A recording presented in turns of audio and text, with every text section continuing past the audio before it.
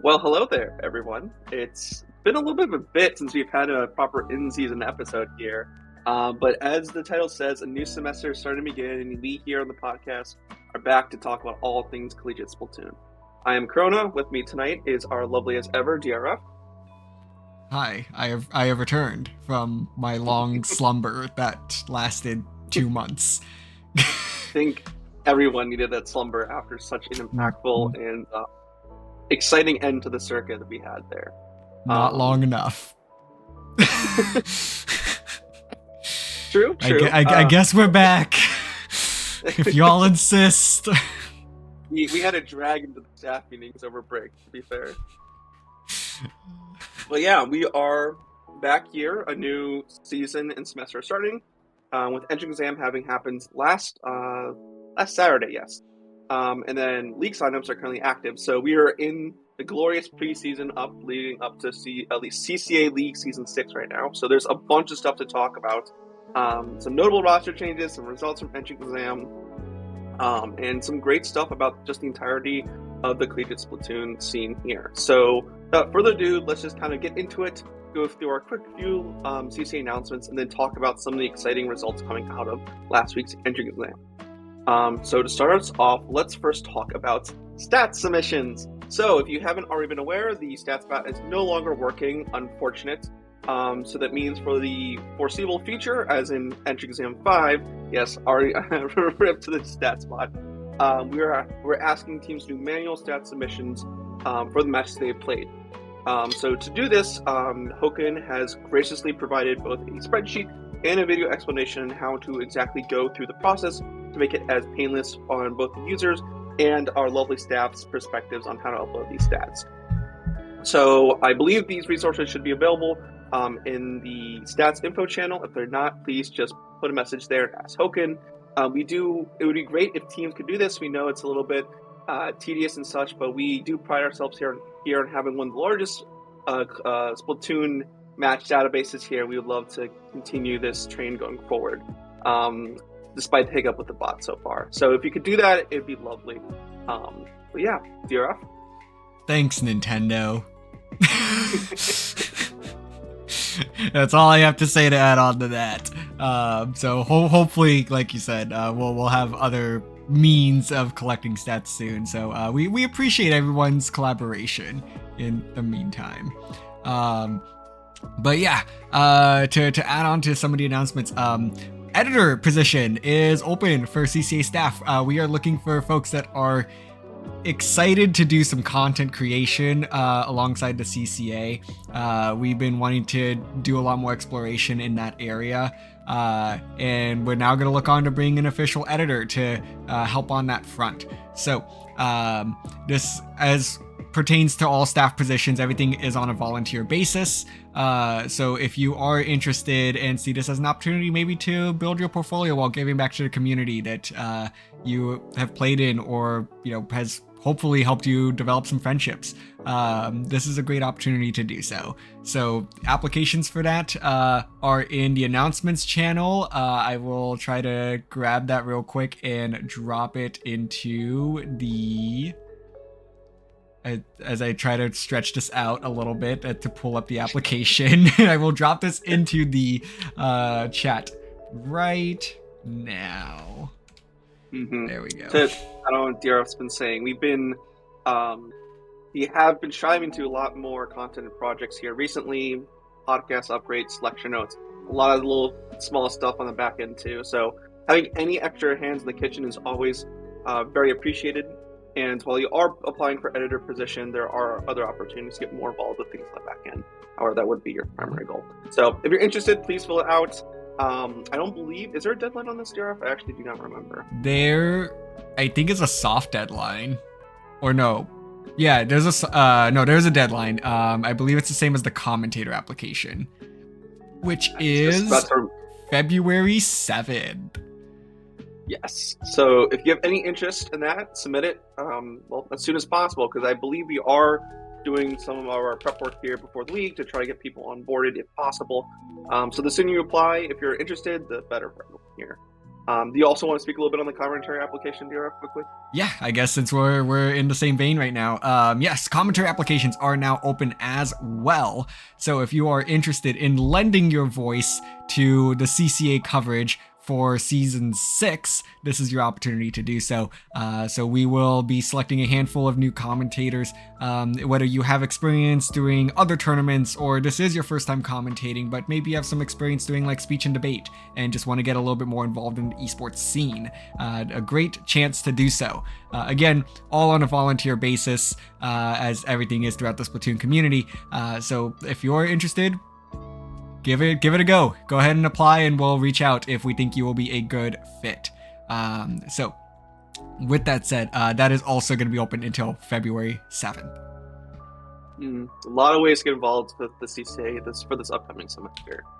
Speaking of upcoming semester, if you missed the past seeding events of Entrance Exam 5, you don't need to worry because there is another seeding event that's being offered by the CSC, that being Pop Quiz 2, which is happening next Saturday. So this is in collaboration with the CCA. It is a Swiss group stage hosted by the CSC, with the aim of trying to get some more results for teams, but also to give some teams practice and such. So registration for that is currently live and open over in their server. So if you have any questions, want any more information about that event, please go over to the CSC server and bother me there. But yes, it's really good to be doing this event again. It worked out really well for both the CC and the CSC last semester we had it, and I think it's going to be a good result for everyone competing. So if you're interested in that, please go over there and check it out. Awesome. Well, it is always a pleasure to get the CSC involved in things. So it's basically, you know, the offshoot of the CCA. So definitely check it out because you guys always do great work over there. But with that said, I think our last announcement, in case you missed it in the announcements channel, is that IPL is now an official partner of the CCA for the CCA League Season 6. They will be providing some additional coverage this season, looking to cover matches on Sunday night. So a great way to just continue to spread our wings and kind of just get more eyes on the collegiate scene. I think that this is a massive win on all fronts. We first saw the NSE, the UK Collegiate League, for those of you that are not familiar, recently partner up with Dapple Productions. I think this was a very natural step for the CCA as well to partner up with IPL, the biggest producer for Splatoon in North America. So again, a win on all fronts. Collegiate Splatoon's going to get more eyes on it than ever before, and IPL is going to be able to take advantage of the growing scene that we have here at the CCA. Probably the only, I think, corner of the Splatoon community that is still rapidly growing. Patting your chest a little bit on that one, aren't you? I don't think I'm far off by saying that. So I mean, yeah, probably. I mean, guys, something dead game, right? I don't know. That's what the current discourse is on social media? Is that what the cool kids are saying on X? I think that is what the cool kids are supposed to be saying is dead game, no future, like peace out, like, you know, like the meme with like the guy that's like leaning over the gravestone, like. Did not have that on my podcast bingo card for tonight. You have to recreate the meme. But yes, it's going to be lovely to partner with IPL this season. We're very much looking forward to it and expect a few little minor surprises along the way as well. The final thing we wanted to mention was that league signups are currently open. Yippee! Those are open as of right now and will be open till February 14th, 12th, one of those dates. Let me go quickly check. Right. Well, gotcha. So that's like little under 2 weeks at this point. So, I mean, most of you know the drill by now. Just submit that ASAP as you can. Get all of your players registered, all their information there on the sheet. If you want to compete here for CCA League. One thing I did kind of pick your brain about here, DRF, on the topic of League, is that we are having a little bit of a rules adjustment. So if you haven't reviewed the rule sets and have found that it's the new stuff we're doing with reschedule week, albeit the lack of it this week, we really, really suggest you do so before you submit. But I did want to kind of pick your brain, DRF, and how you think kind of our new structure of the rescheduling is going to affect some of the dynamics that are encouraged with the league. Yeah, no, it's a good question. Because for those of you that have not read the rule set yet, first of all, you really should. You are required to do so to participate in this league. But just like you're required reading in class, I'm sure everybody is reading it and will be adequately prepared for the next quiz. So, and by the quiz, I mean the end of the registration form. So, with that said, yeah, there's going to be a slight schedule restructure compared to previous seasons. For those of you that are familiar, we've always followed the Ludi format, and that is one match a week, followed by a reschedule week going into playoffs. We're going to change that up a little bit more to be in line now with traditional collegiate esports. So collegiate esports, for the most part, have no idea what the hell a reschedule week is. But we've kind of did some give and take, more or less. So the regular season is going to be 5 weeks as opposed to 6. And rescheduling is still an option. So if you need to reschedule your week 2 match to somewhere down the road, you can do so, just like you can. But I guess the glory here is that you can actually play your other matches earlier. So if you look at the calendar and you're like, hey, week 5, oh gosh, we are going to have nobody here because it's spring break or something like that, then you can actually ask your opponent to play your week 5 match earlier. Obviously, they are not obligated to, per the rule set. You can just ask for the default time in that given week. But you do have the ability to start reaching out to your opponents sooner. Our goal is to release the map list in its entirety for the regular season come week 1. Probably by registration is my guess. But I can't speak for sure on that one yet. But yeah, so there's going to be a lot more flexibility within the 5 weeks that you are provided. So like I said, a little bit of give and a little bit of take. And then the playoffs as well are going to be a little bit longer.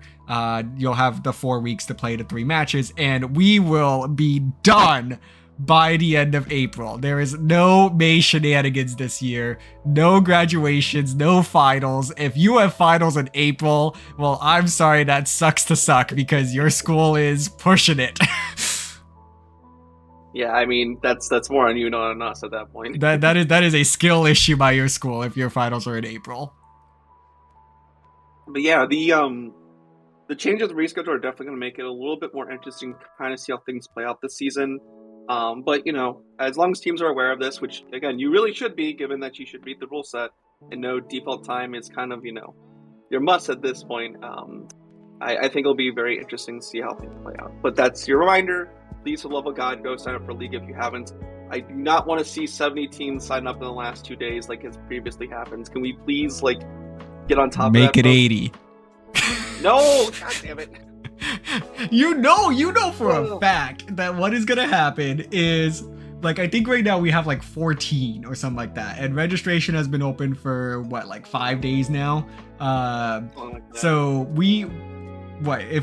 if we count all the days that registration is going to be open, we're talking January 26th, right? So 7, 14, 15, 16, 17, 18. There's going to be 18 days of registration. We are approaching the 1/3 way mark, and we are at 14. So, can a man hope, DRF? Can a man hope? Now, this is the part of the podcast where Krona and I beg for you all to sign up, because I think our plan is to start seeding before registration closes, so that way we could start shaping things out and get an idea. So please, for the love of God, do not wait till the final 48 hours. Us as seeders will cry, we will vomit. It's not going to be pretty. One of us may end up in the ER. You do not want to do that to the poor CCA staff. So sign up in a timely manner, so that way we can properly seed you. And the sooner you sign up, the bigger guarantee I could probably give you that you will get seeded correctly. Well, speaking of seeding, we luckily do have an event that had 99 teams participate that we can use for seeding data, didn't we? Yes, we absolutely did. So entrance exam 5 was this past weekend, and we had like 99 teams sign up or something like that. So at the end of registration, it was exactly 99. Yeah. So it was 3 hours of just play as many matches as you can, and we'll see what happens. And I mean, we could definitely just hop on into the leaderboard from that. So yeah, I mean, yeah, nothing really special for this entry exam. It's kind of, I mean, if you played in one of them, you know the format and such. Yeah, I mean, it was really interesting to see all the teams that come out and played. A lot of circuit teams that you expect, a few newer teams, and a few teams that didn't play in circuit that was really good to see back. But yeah, I mean, on the staff end of things, because I was playing DRF, how did things run? Pretty smooth, I'm guessing. as smooth as we probably could have asked for. I mean, just I guess to put it out there, like entrance exam 5 or entrance exam in general is probably one of the staff's like favorite events because there's a lot of legwork up front, but like the day of, it is one of the most chill events to run. Like I've been dealing with a lot of different stresses recently, and this was actually a moment to like almost relax a little bit because we get to just focus on pulling up POV streams and actually getting to watch some of the teams play, and just following the standings in the leaderboard and work on a couple of other things, alongside the Battlefy, match disputes, and the help desk. So it's a lot of fun to run on the staff side, and I know that those of us that were managing the event had a good time. So the staff side, I don't know, it went well. What's it like look like to watch as the leaderboard develops, right? Because you're there for like the main 3 hours watching these games be played. What does it look like in like the first 30 minutes compared to the first hour, compared to the second hour, stuff like that? Like, are things like rapidly shifting like every minute or so, or is things like stable out?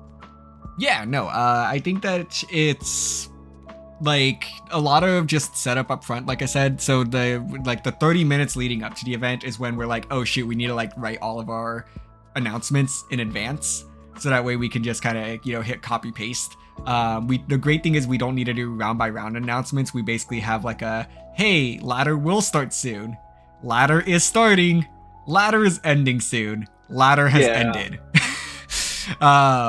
So we don't actually have to do a whole lot of announcing, and we could instead focus our efforts on the Battlefy itself and some of those streams and help desk. And then at least on the Battlefy side of things, there is an activity dashboard, where one, your match disputes go to, and then two, there's an activity feed where you actually get to see matches get reported in real time.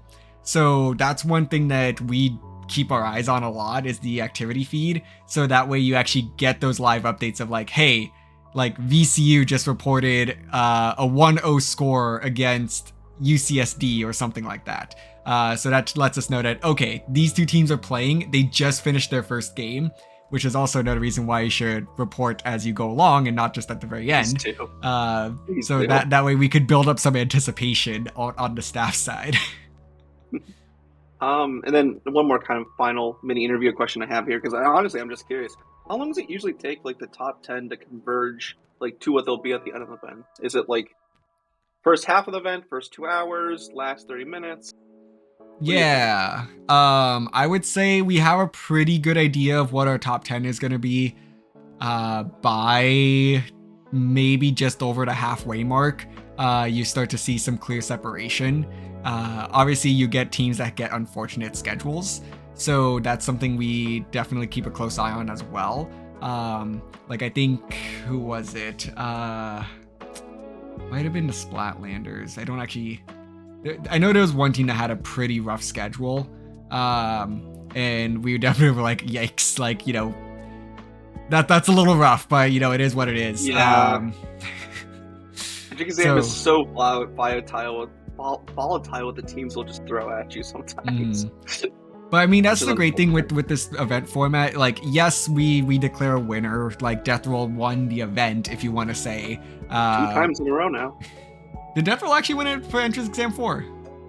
Yes, they did. Oh shoot. Okay. Yeah, I actually don't remember that. Well, hey, that's huge for them. But yeah, so yes, we declare a winner, but like it doesn't really matter because it is a seeding event at the end of the day. We just want to give you all the opportunity to, try out new roster adjustments or anything. I know some folks use this as like a means of tryout for potential new players, and it's all about who you play and how you fare in those games. Your 2-1 results and 1-2 results probably speak a lot of volumes. I mean, obviously who you beat still matters, even if it's a sweep or not. But like, yeah, I think in particular, I personally really like to see those 2-1 and 1-2 results, because that shows me that like, okay, you are probably at an even level. Even if we thought that like one team was miles above, it shows that you can actually hang with teams that of that caliber, especially if you're a team that's coming from a lower division. If you were like a Div 4 team and now you're going 1-2 against like the Splatlanders or something, that's a good indicator to us. They're like, oh, okay, if maybe it was a fluke, we don't know, but a game is a game, and that just means that you can hang if you are playing, at a certain level. So obviously every team's different. We don't know what that level is, but I do think that it is really interesting to look at those results. Yeah. And like, obviously it's all relative to like the teams you play, the time of day, the mindset of both the teams, but just having something to go off of, even if it's something like this, is just so helpful when it comes to doing literally anything with seeding. But yeah, we've spoken a little bit too much about this already. I can feel people wanting for us to dive in the top 10, so let's kind of get started there. Yeah, absolutely. So we can go ahead and take a look at the results here. And I mean, let's just start right up at the very top, Krona. Like you mentioned, Death Roll going perfect in this event. As we take a look at what Death Roll schedule looked like, they started the day off, with definitely a schedule I think that favored them a fair bit, going with Are You Ready, Goldies, Daybreak, a great opponent for them. But still beating them, UNM, Grizzco Gators, the UF rivalry there, and then really ending off with a challenging schedule, but beating everybody out still. Yeah, and I do want to kind of issue a quick apology to Death Roll, because I remember last time for U4, I definitely was a little skeptical with their schedule. Like, they just did not pull that strong of opponents relatively to kind of the teams playing, but Jesus Christ, those last 6 games they played here really speak volumes to the shape of that team and what they've pulled through. So this, I believe, is a new engine exam record too. Have we had a team go 11-0 before? UCSD entrance exam 3, maybe. Let me go double check. I mean, yeah, we could just double check that. Oh yeah, no, I lied. Sorry, UCSD went 13-0. And I think that might have been was that a 4-hour ladder? No, that was still a 3-hour ladder. Okay, so that was the infamous UCSD. You get 1 5-minute bathroom break run. Oh yeah, they didn't drop a single game. I believe. Nonetheless, though, going 11-0, it's still ridiculously insane.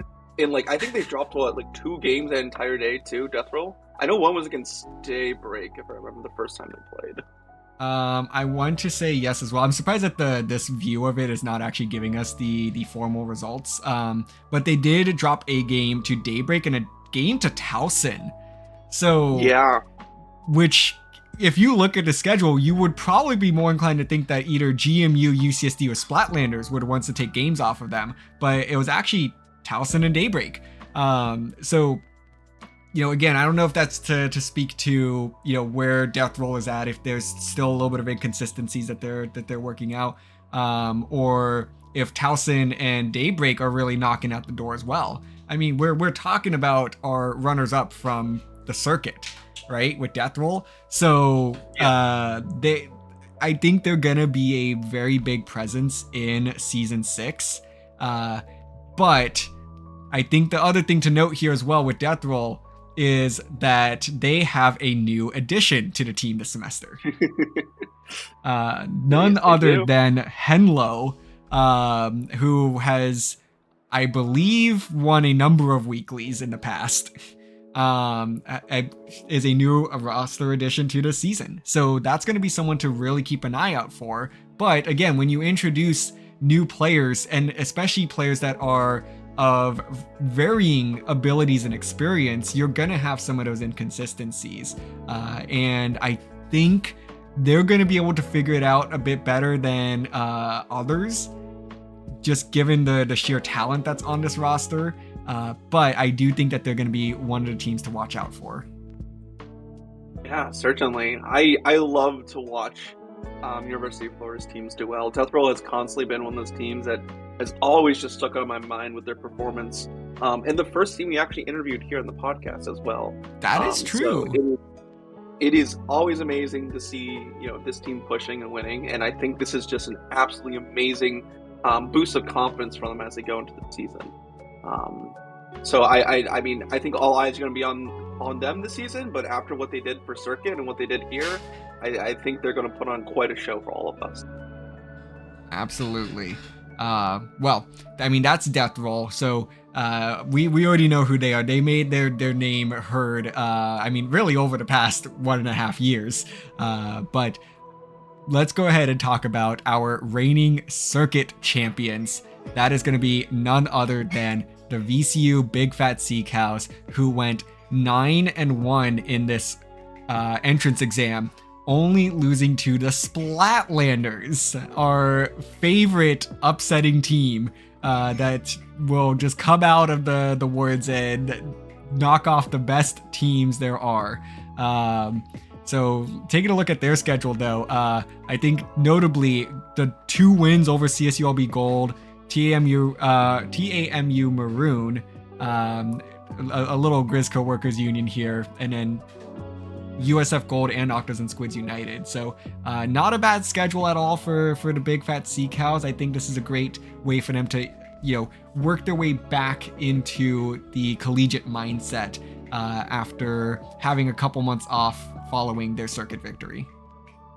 Yeah, I mean, and certainly those are some very tough opponents, especially for these last like 8 games. You're just constantly picking up those upper mid Div 2, higher Div 1 matches too, and still just steamrolling through them. So I mean, Splatlanders have constantly also had a unique rivalry with Big Fat, I'd say. Back to Booyah Bowl 3 and some of the circuit stuff. This has been the team to have consistently take games off of Big Fat, but nonetheless, Big Fat is certainly again getting back into that collegiate mindset here. They certainly are, and that loss to Splatlanders was a 1-2 loss, so they were right there, very very close to going perfect as well. Still would have been behind Death Roll because Death Roll got that extra set in, but very good performance regardless. Yeah, I mean, it just looks like VCU's games took a little bit longer with a few 20+ minutes for 2-0s. Yeah, but, probably. Again, it doesn't really matter. When you're second and have played 10 games in a day, whatever. Well, let's go ahead and talk about Southern Florida. They have been making a lot more noise in recent months, led by none other than Haya. I think it's probably the big name that we got out of the last semester.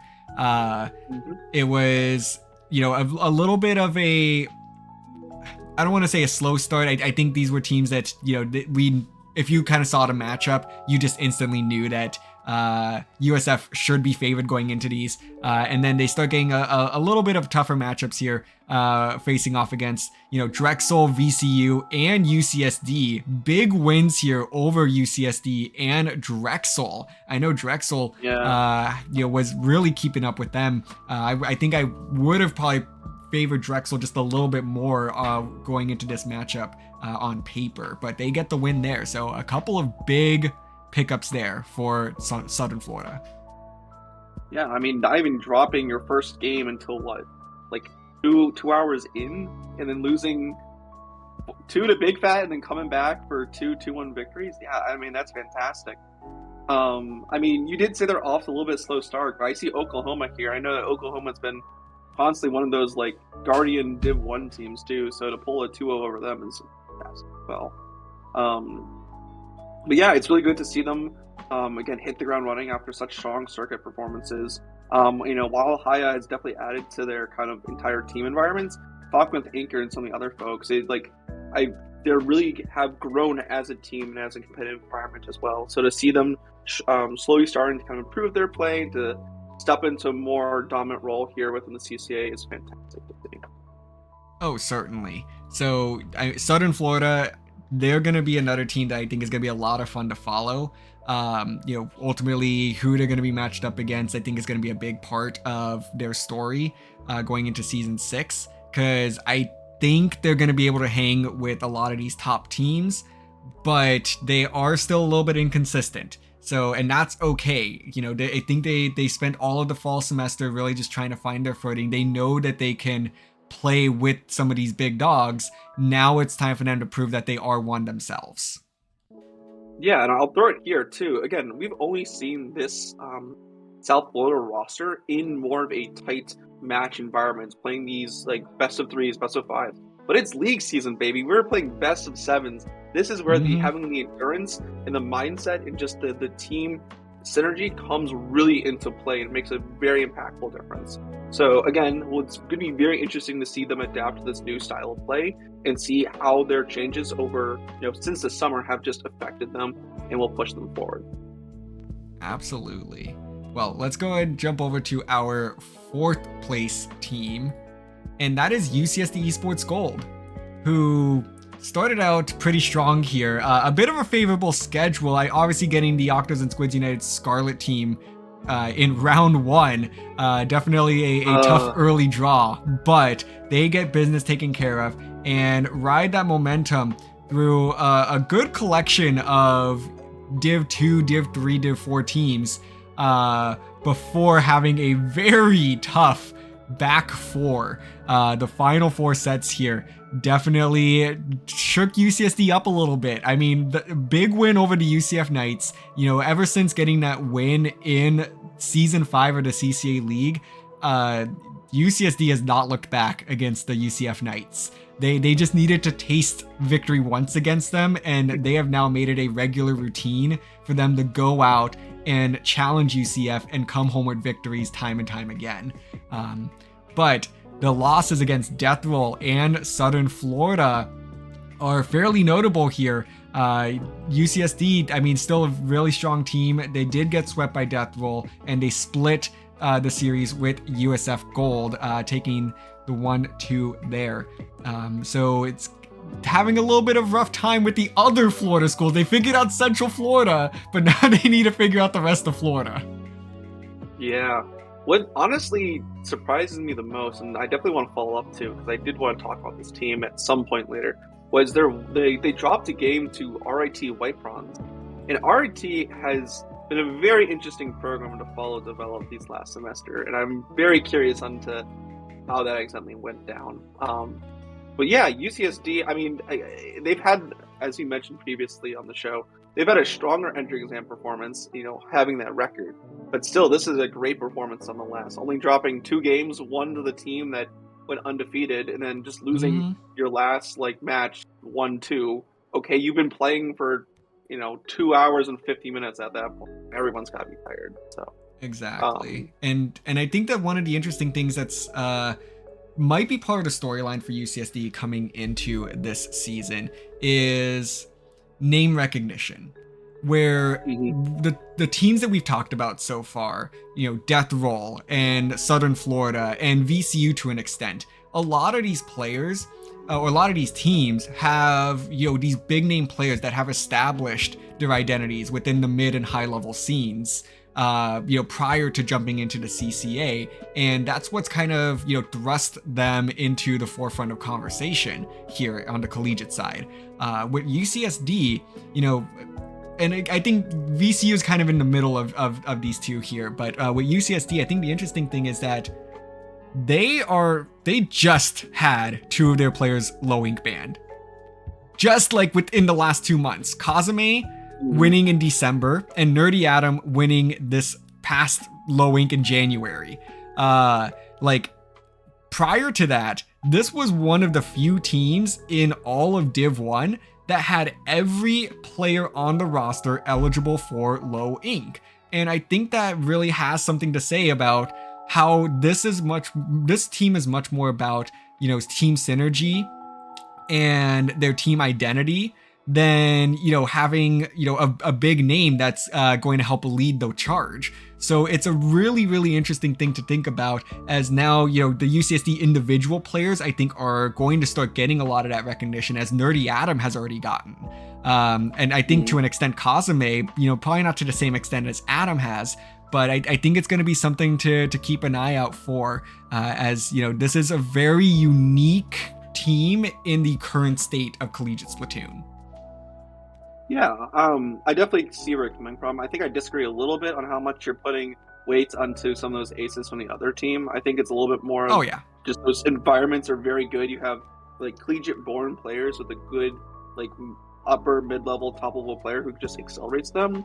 But I very much see where you're coming from with the discussion of UCSD here too. So I do think that's very interesting, because honestly, if you think about it, UCSD has more recognition as a collegiate team within our space for longer, right? UCSD always being, that top, Div 1 team when you have some of these newer schools, mainly Death Roll and South Florida, newer as in like newer to the upper limits of Div 1 here, coming back in. So it's kind of like, not to say a passing the old guard, but it's very interesting to see kind of how you have this historical Div 1 team kind of needing to adapt to both its current roster and to the kind of new state that Division 1 is seemingly to be in. Oh yeah, absolutely. And I appreciate you mentioning that, because I don't want to take away from the team dynamics of any of these other teams that have had big time roster additions. That's still going to be a very important part of it. I think it's just kind of what comes with bringing in a pre-established identity, pre-established brand of a player into the team. It's just a natural talking point and storyline, and how that's going to end up fitting in. So it is something for sure that I think is kind of in a way almost an unfortunate aspect of bringing in someone big. The attention is going to kind of get put onto them a little bit, and like, hey, like what can so and so do for this team? But at the end of the day, it's, well, they're now a piece of this really complex equation, and obviously it's not, they're not going to be like a pure ace or anything like that, because Splatoon is a team game. So you could probably throw Kyo in with with like one of our Div 4 teams, and that's gonna be a really complex equation of like, okay, like is this something that's gonna work? I don't know. Yeah. I mean, we already see that with some of the middle level Div teams, and having like the one impactful ace and the others just not being like, not to say they can't fall up on it, but like the synergy just doesn't click as well as some of the other Div 1 teams have adapted to it. So it's definitely a conversation for a larger topic, and one that we could easily fill a podcast episode on. But it is very interesting kind of see the dynamic between those top three teams that you talk about, and kind of where UCSD is fitting into this dynamic and equation for the Div 1s. Yeah, and they're slowly trying to catch up with those other teams in terms of getting some big names out of their roster. So I'm excited to see where that team goes this season. So they're going to continue to make waves, and hopefully we'll see how far they can go in defending their CCA League title. Yeah, for sure. Right. So, well, let's go over to our 5th place team, and that's going to be UT Dallas's Danger and Friends, the newest brand ? Of UT Dallas. I think so. I don't know if this is going to be a consistent like team name that they're going to carry over or not, but it's UT Dallas. They always switch. Well, we see for UT Dallas that they actually had a perfect record going into that last set before dropping to Red Herring, despite beating Red Herring just 2 sets prior. So this one's a little bit of a tough one to break down, because the schedule is just kind of all over the place. You've got Crab and Go and Daybreak, which those are 2 big wins over top caliber Division 2 teams from the circuit format. And then with Red Herring, I believe Red Herring is Florida State. That is the Yep. team the team name they played under for this event. That's the brand new Garnet, I believe. So Okay, so I'm not sure if that's going to be the brand that they're moving forward with or not. the But Garnet equivalent, at least. yeah. So at the very least, a lot of like high-end Div 2 teams are on the schedule here for UT Dallas. And I think this was a really good showing for them that they can beat up on all these Div 2 teams, but it's going to be competitive. Yeah. I mean, to me, this schedule speaks of some growing pains. And I think if you look at the roster, you can see that too. Because I corrected myself. I gotta correct myself and look at the old circuit rosters. This isn't like Arc Alien underneath a new name. This is a brand new combination of players from UT Dallas. Correct. There's one player that crossed over. I forget off the top of my head. But needless to say, like, for all we know, this could be the first time they're playing together.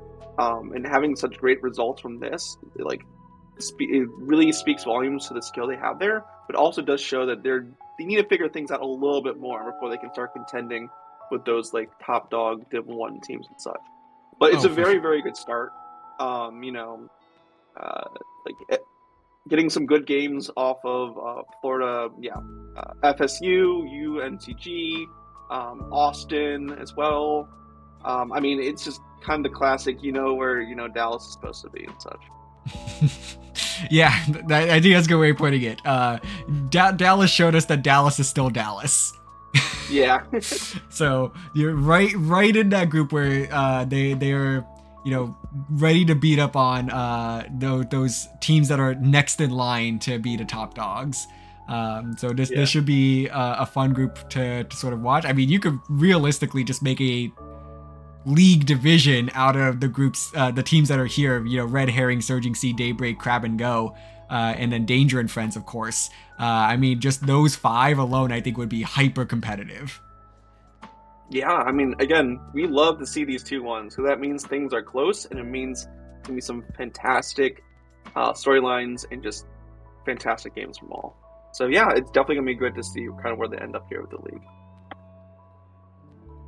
Well, that is our top 5. I think let's go ahead and walk through a couple of these other teams that to round out our top 10, and we could talk a bit about some of the other folks that stood out to us.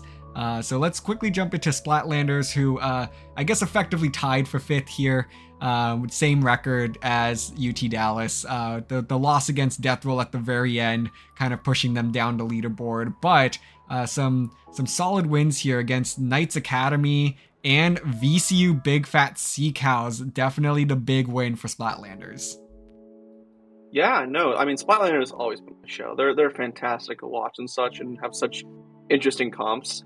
I do think, like, compared to some of the other Div 1 teams, I do wonder if this speaks a little bit to some of their inconsistencies too. Like, dropping games to Knights Academy and the Grisco Workers Union is not kind of traditionally what we've seen from a Div 1 team, but I mean, honestly, that's also just kind of the Splatlanders kind of MO, just being this wildly, not to say inconsistent, but just pulling out some of those. I'll say it. They're inconsistent. That's not No. I mean, it's not saying that's a bad thing. I'm just saying they have a history of just pulling out like these results from nowhere and just making us scratch our heads and be like, wow, that was, what else to say? That's the Splatlanders. But, I do think they've always kind of been a better league team anyways. So I am really interested to see what happens when you start to lengthen these stats and to really give them the room to play and adapt their comps and such. And I think it'll probably end up treating them better anyways. But I mean, seriously, this is the only team to take a game off Big Fat the entire day. So still. Yes, exactly. And I am a massive fan of Splatlanders. I think they know that. I hope they know that. One of my favorite teams in the CCA. I'll call it like it is. Like, in my opinion, they are inconsistent. The highs for Splatlanders are through space. Like, they are just such a good team that when they are playing at their best, they are the best team in the CCA. But they struggle to be consistent across the board. They'll drop games to teams that they probably shouldn't be. So that's what complicates the equation for Splatlanders. Can they be consistent at their peak?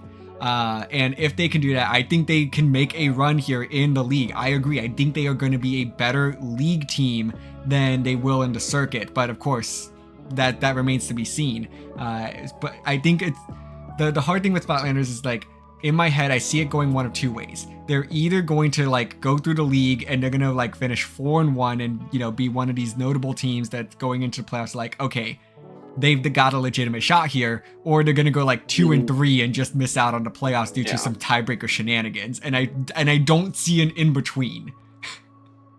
Yeah, I kind of agree with you there. I do think, again, as we've been saying, I think the league format will really help. I think having them focus a little bit more on one opponent, one match per week, it's going to do what's the word? Not dividends. Is it dividends? It's gonna, dividends. There we go. It's going to pay them dividends. There we go. To not have their attention split as like a unit, but to have it focused and aligned on how do we counter this one team? How do we go forward? And they've shown they can do it. So, let's see if they can do it here. Yes, I certainly agree with that sentiment. They're going to be a fun team to watch. Again, one of my favorite teams. If you don't follow the Splatlanders, you really should, because they entertain anytime that they're on screen.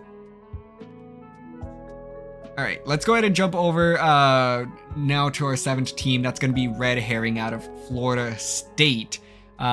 Notable losses here to Danger and Friends and the GMU Patriots, but cleaning house against the likes of Oklahoma, DPU, Chicago Squid Hole. That's another big one there as well. And then, of course, evening that series with Danger and Friends. I mean, is this the best result we've seen from Garnet in a while? Or at least from SSU, I think? I think so. Yes? They were like a borderline Div 1, Div 2 team, I remember. I would count this as probably being one of, if not their best results, because the losses to GMU and Danger and Friends were both 1-2. So it was extremely close. Like they were 2 games away from being a 10-0 team. And while they did get a couple of, favorable draws here, there wasn't really anybody that they played that, was an easy beat by any means. These were, some higher end Div 2, Div 3 teams from the circuit. We saw Florida State got to contend in Div 2 for the circuit, and now they're kind of hanging with some of those borderline teams. So I do think that this is an improvement upon where we saw FSU last, and now it's going to be a question of can they take this improvement and use it as momentum to garner more results. Yeah. I mean, do you think this speaks more to their position within the relative rankings here than the end of circuit did? That's a hard question. Because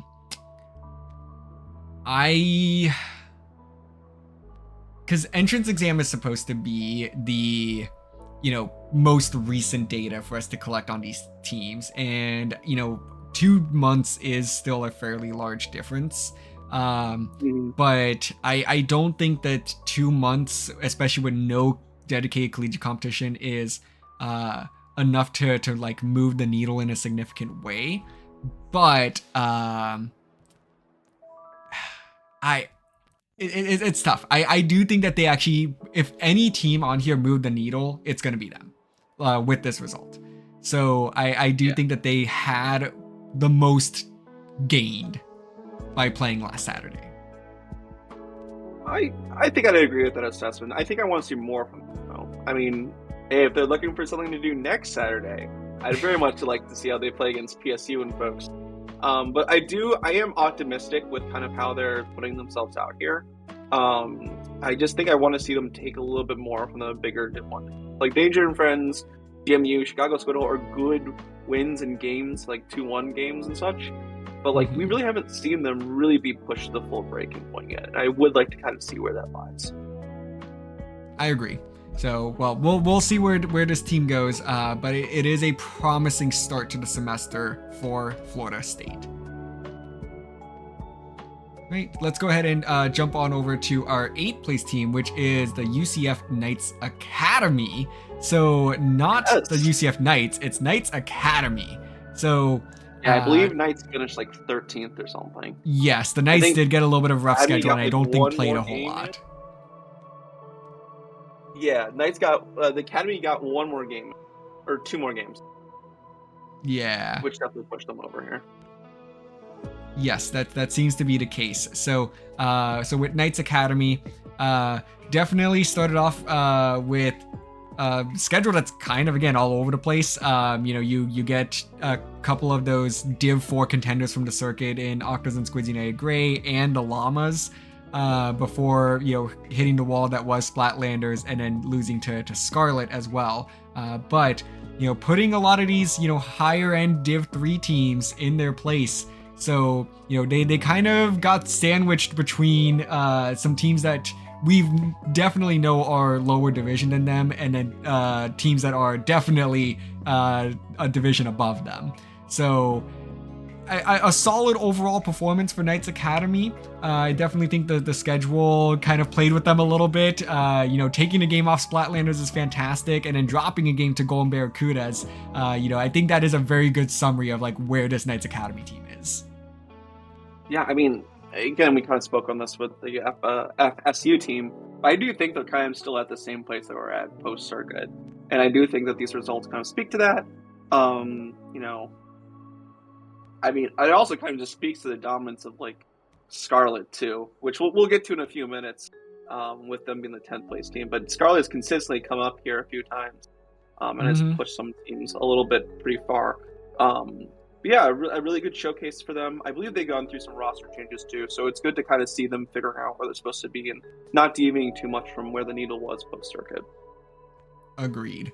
Well, let's go ahead and keep this train moving over to our 9th place finisher. That's going to be Reef Runners out of Cal Poly Pomona. A very telling result here, in my opinion.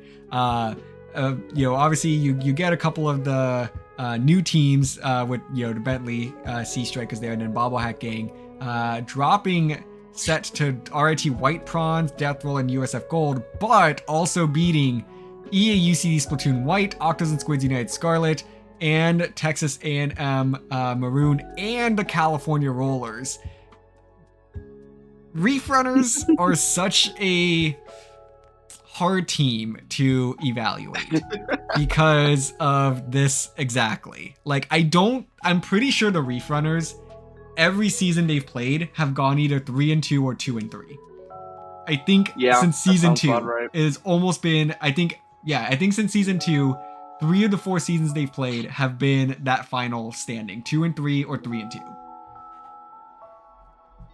It's such a rough place to be too, because it really just depends on both like the teams you're placed with and kind of where the collegiate scene goes as general too. Yeah, it's a little bit rough, for sure. I never quite know where to place the Reef Runners. And that's nothing against them. I think that they would, completely agree that they are relatively inconsistent as well. I think, Splatlanders and Reef Runners are kind of in that same boat. I think Splatlanders, just their highs are a little bit higher. But Reef Runners, I mean, like, come on, you are clearly asserting dominance over these top end circuit Div 2 teams. Like, it's always one of my hardest things to figure out whether Reef Runners is a Div 1 or Div 2 team every single season for the league. And I still don't know the answer. This result does not help, to be quite frank. We always have that conversation every single time we go to season. I think Reef Runners probably has cost us the most time in discussion out of any team in the history of the CCA League. I don't know. I mean, yeah, I don't want too much to say here, other than there's a lot of familiar names here in these results lists too, that we've seen so far already, which is fantastic to kind of hear. Well, let's wrap up our top 10 with probably one of the most interesting teams from this circuit. Now is Octos and Squids United Scarlet. going 7-3. Notable losses over UCSD Sports Gold, Reef Runners, and VCU Big Fat Sea Cows. But they went Losses ahead. over? You said losses over. Or losses too. But they did get some good wins here against like Towson, like Knights Academy.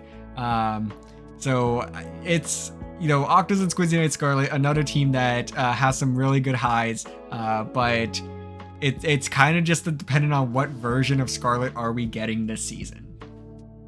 Yeah, I mean, I'm optimistic. I've been rooting for them since mid-circuit after seeing some of their action firsthand, but I do think this doesn't move the needle that much either. No.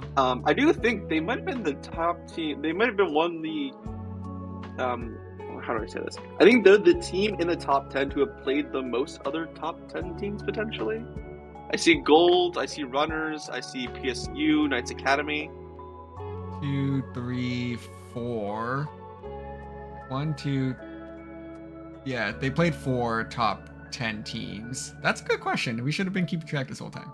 I mean, I've also just been thinking how many times have we seen Scarlet in the other top results too. Yeah, no, I feel like we've seen Scarlet a number of times, but I think that's close. Because I know Death Roll obviously had Splatlanders, UCSD, Reef Runners. That was it though. They had 3. VCU had what? VCU had 3. 3. UCSD had 3. So yeah, I guess 4. that might be the case. Oh shit, that's right. That's the Knights, not Knights Academy. Yeah, right. Yeah, the Knights Academy. Regardless. Yeah, I mean, again, this is the Scarlet we've known from the end of circuit. A very deadly Scarlet, nonetheless. But I do want to see a little bit more from them. But again, not really. I mean, it's Entric and Zam. They don't really get to pick who they fight. Mm-hmm. Yeah, no, I agree. So, you know, coming off of that circuit win is going to be huge for this Scarlet team. Now, are they ready to play with the top teams in Division 1? I don't know. Reef Runners would say no. Yeah, Reef Runners has something to say otherwise. But again, it's a lot of these teams are just so close to each other. It's gonna, I think, simultaneously make seeding this easy and hard.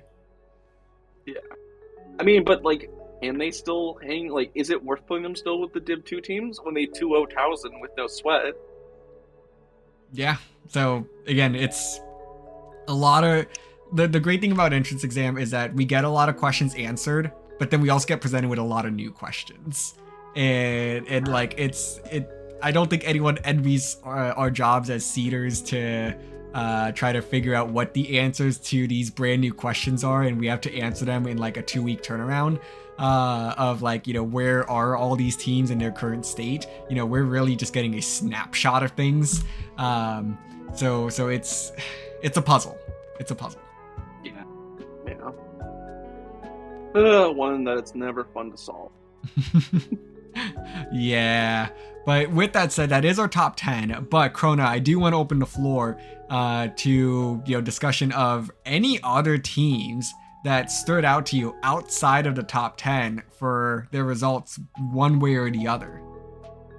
Oh, you're giving me a blank check to talk as long as I want. I do have a short list of a few teams I want to highlight. We don't need to go super in depth, but I do think it's impactful to shout a few out. And if you want to jump in here too, DRF, by all means, because I could talk for 20 minutes here. But I first did want to mention the Golden Barracudas having a fantastic run themselves. 6-3, losing to Long Beach Gold, Knights Academy, and Towson. That was it. They're getting some notable wins off UTK feeders. Towson, as long as a Texas A&M University team as well. So again, we've seen the Golden Barracudas pull off some great stuff. Speaking back to Riptide from this year and kind of some of their not hit or miss performances in Div 2, but some of their kind of growing performances in Div 2. And I think, again, this doesn't move the needle too much for them, but I do think it tells us that they're kind of ready to take things a little bit more seriously with some of their upcoming league matches. And another team I wanted to talk about was UTK Feeders. They went 5-3, getting notable wins over Long Beach Gold as well. Crab and Go and Esports Navy as well, losing to Towson, Gold, South Florida Gold, and Golden Barracudas. So what's this? Texas Knoxville, right? Yes. Right. Tennessee. No. Knoxville. Thank you. Yes, Tennessee. Thank you. Sorry, Cracky. They've had a very interesting relationship here in the CCA, being, I believe they were one of those teams in Div 3 Group 4 from last season that were kind of in that big circle of suck. I think they've grown a lot since then. I think that program has developed a little bit more, and some of their circuits results have been hit or miss. I mainly think that was due to scheduling, from what I've kind of heard through the grapevines and some other stuff. But again, I do think this is going to be another team where the league format is really going to benefit them very well compared to circuit, and we should really kind of keep our eye out for kind of those Div 2 matches. Do you have any in mind here, DRF, before I continue rambling? Let me see. I know that there was a team that I had, and who was it? I think it was Long Beach Gold that I actually wanted to talk about briefly. They went 5-4, and this one's a little bit interesting because it's Long Beach Gold, and I know that there's always been very high expectation of it. They do pick up a bit of a rough schedule with these 2 matches against VCU, but also dropping sets to Maroon and UTK Feeders, who Maroon, I think we can just say at this point, is a very good entrance exam team. Like, I feel like Maroon, they've been here for 2 entrance exams now, and they always get some really notable wins in these entrance exams. Now, did that translate to the circuit? I don't think it translated quite like folks had anticipated. But it's a new semester, it's a new format. We haven't seen Texas A&M play in the league format yet. So I'm curious to see if that's going to be a little bit more suited to their play style, where we thought the circuit might have, because it was a lot quicker matches. But maybe Maroon's going to do a lot better in these long drawn out formats. So I'm excited to see where Maroon goes, but Long Beach as well. Going to be interesting to see where they go, because I know they've had a couple of roster shifts, and this was a little bit of a bumpy road for them in entrance exam, but I don't see this deterring them too much. They did take a game off of UTK in that loss, but they also did drop a game to Golden Barracudas in that win. So it's going to be interesting to see what this next chapter of Long Beach Gold has. Yeah, I know that's a very fair assessment too. And I was looking at Maroon's kind of matches too, and like the only ones they lost were kind of to those like upper mid-level Div 1 teams too. So very interesting to see from both these teams kind of how they adjust to league. Another team / program I wanted to shout out was RAT White Prawns, who I talked a little bit about earlier. But if you've kind of been looking through the grapevines, not just at the collegiate stuff, but at kind of the larger picture, lower level stuff, RAT's name has just been everywhere, with SOSs and from the Ink Subs as well. And they've been really putting in the effort to consistently kind of improve both as teams and as their programs as well. White Prawns going 5-1, only losing to Esports Gold. Taking a game off them, I mean, hey, that's ridiculously good. And getting notable wins over Reef Runners and PSU Squares is probably the 2 I'd throw there. So really good showing from RAT here, and I know Black Dragons is also in a similar, they are, I believe, on page 3. I'm not making sense, but very good showing from RAT. Very excited to see what comes out from another STEM school as well. Absolutely. And the final one I wanted to, where the hell are they? I just wanted to shout out Daybreak for probably the worst schedule of all. Because, oh my god, they played Death Roll, they played Danger and Friends, GMU Pages, they played Death Roll again. It was literally just, like, it was an oscillating, like, metronome between, like Div 4, Div 5 teams and upper Div 1 team. And it's just, that's rough. And again, Entrance Exam has does not care about how things go. It is the most volatile mode we have. Just throwing you against whoever is available. But I mean, hey, getting a 2-0 victory over Cream Corn, and taking on, I think, what is this? PSU's new team as well. Is pretty good for Daybreak. Do we see Daybreak a lot on the circuit? I do not remember.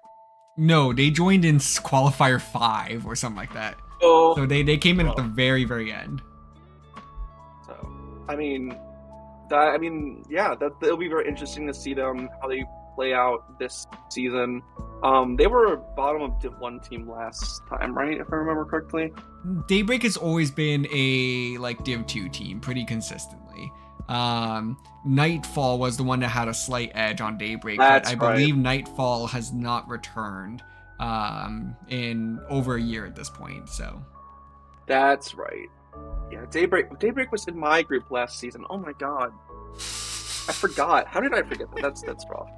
Um, ugh, yeah, Austin teams are always very interesting to watch. Um, Daybreak, Nightfall, and then Equinox. That's the other one too. Um, mhm. so I think it'll be really interesting to see how they approach the league season here. Oh, certainly. Yeah, Um, that's all I had to shout out. Do you have any final ones here? Shout out to the teams that grinded out the entire time and tried to squeeze in as many sets as possible. I believe 11 was 11 matches played was the record for this entrance exam. Shared by I think 3 or 4 teams. Drexel Gold Splatoon played 11 matches. And then I believe it was Texas A&M Maroon, Death Roll, and then UCSD. So you did the TZS, as I like to call it. Played as many matches as physically possible during that time. So y'all are the troopers of this entrance exam. Yeah, and I also want to shout out 2 groups of team. One, the teams that did not play in circuit but showed up here. Thank you for coming back to us. We're very happy to have you. And 2, the new teams we have, either if you're from our Yes. ECAC partnership or just new in general. It's great to have you here. We're very excited to kind of have you experience the joys that Collegiate Saloon has to offer. Certainly, and I know that this is probably just the start of meeting some new faces around here. So for those of you that this was your first event, welcome aboard. You are in for a hopefully fun but wild ride. Yeah, we've had a lot of folks on the podcast just to say how pivotal Collegiate Spoon is. I keep saying spoon, but whatever. Spoon. Splatoon has been for them as a whole and how much this community means to them. So it's very good to have new people here to experience this and to join us for all the lovely ventures the CCA has to offer. It's always been about Spoon. Yeah. Damn it, Cutstown. Fan favorite Spoon. I don't think they played in this one, so hopefully they come back for the. I don't think they did either. Whenever you say Spoon, all I can think of is the what was it? Season 4's PSU's winning like Div 1 video where they just threw spoons at Krakenmare. Oh, that's great. But yeah, I think we're about ready to wrap up both our talk on E5 and the podcast. Anything else I've completely forgotten that should be mentioned, DRF? No, I don't think so. I'm really excited for this it's season. Not a trick question, by the way. I'm seriously asking. Yeah. No, I'm just excited for another season. The fact that we've been doing this for a while, 5 years of the CCA coming up in July. I had to catch myself there. But doing 6 seasons of this is really just a milestone. So I'm excited for this to hopefully be our most competitive season yet. I think that the circuit showed just how competitive the CCA can be, and that the storylines are fun and intriguing. So let's go in and make some new storylines and new memories. Hell yeah, brother. I think it's going to be a wonderful time for all, and we're very excited to bring you this this new CCA League season and all that comes with it, all the podcast episodes, all the discussion, everything that comes around with collegiate splatoon. So yeah, as for the future kind of things, no immediate podcast scheduled for right now. You can expect those probably back up when the league starts, but we're not going to promise anything now. As a reminder, circuit. Oh my god, league. We're in league. League signups close on February 12th, which is less than 2 weeks at this point. So please go do that if you haven't. Playing Pop Quiz 2 if you're interested next Saturday. It'd be great to have more seeding results. It's never a bad thing. It can only help you. So yeah. I've been Krona. You can find me at Twitter and Blue Sky under at comrade_Krona. DRF, would you like to plug yourself? Yes, DRF_Splatoon on Twitter, DRF-Splatoon on Blue Sky, Triton DRF on Twitch. But per usual, you can find me right here on the CCA channel, covering all things collegiate Splatoon. Thank you all so much for joining us on episode 33 of the CCA podcast. We will see you all in the hopefully not so distant future. Very much. Have a nice night, everyone.